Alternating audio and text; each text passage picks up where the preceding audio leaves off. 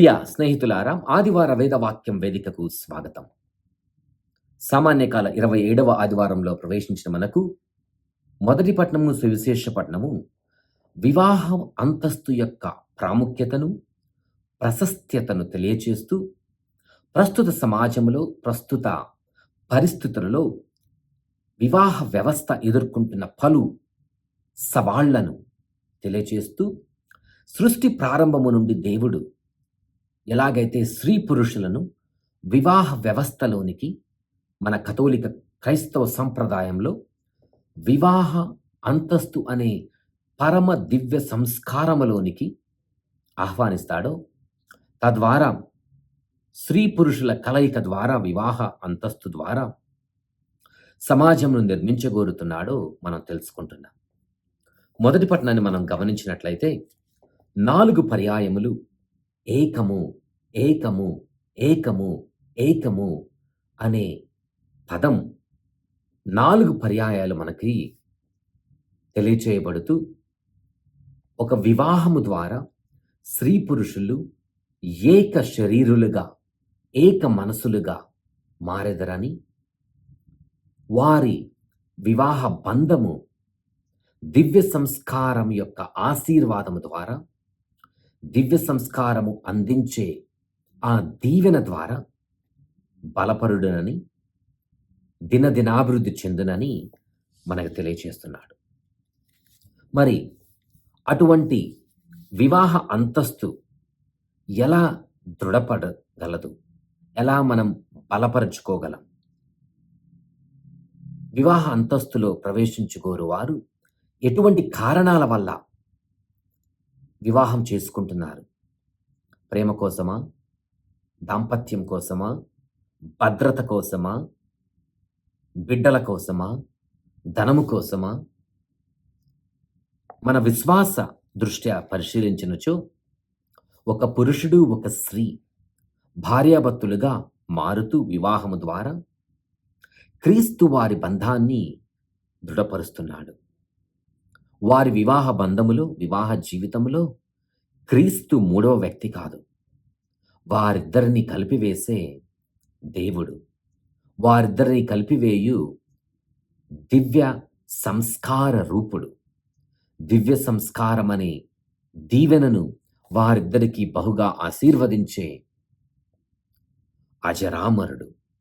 మరి ఒక స్త్రీ పురుషులు వివాహము ద్వారా ఏకమవుతూ వారిద్దరి మధ్యలో ఉన్న దాంపత్య జీవితాన్ని నిండుగా జీవించుటకు నమ్మకం అనే విలువను వారి జీవితంలో స్వాగతిస్తున్నారా? అట్లు చేసినప్పుడు మాత్రమే దేవునితో సృష్టి కొనసాగించుటలో వారు భాగస్వాములు అవగలరు.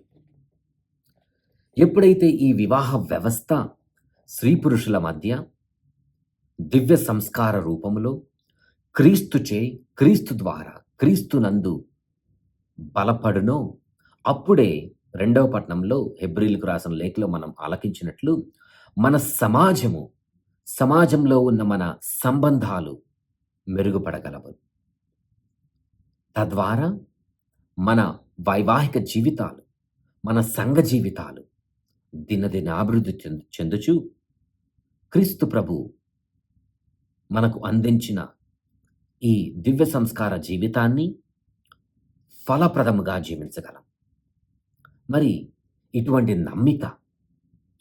నమ్మకం ఎలా పొందగలం? సువిశేష పట్టణంలో మరొకసారి యేసు ప్రభు పరిశీల సద్దుకేయుల ప్రశ్నను సమాధానమిస్తూ, సృష్టి ప్రారంభము నుండి దేవుడు స్త్రీ పురుషులను సృజించి వారి ఇరువురును వివాహ అంతస్తు ద్వారా, దివ్య సంస్కారము ద్వారా ఏకము చేయును అని వారికి సమాధానమిస్తున్నాడు. మరి అటువంటి నమ్మకంలో స్త్రీ పురుషులు, భార్యాభర్తలు ఎలా జీవించగలరు?